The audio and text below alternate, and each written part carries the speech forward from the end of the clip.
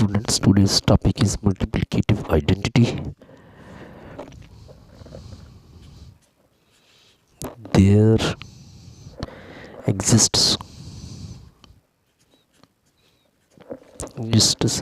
a unique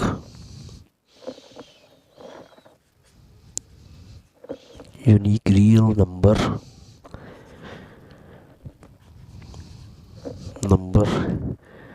one,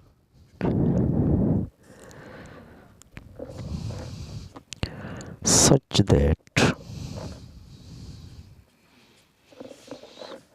a into 1 is equal to a, 1 into a for all a belong to real number r. I hope you will be understand this property. Now I want permission. Goodbye.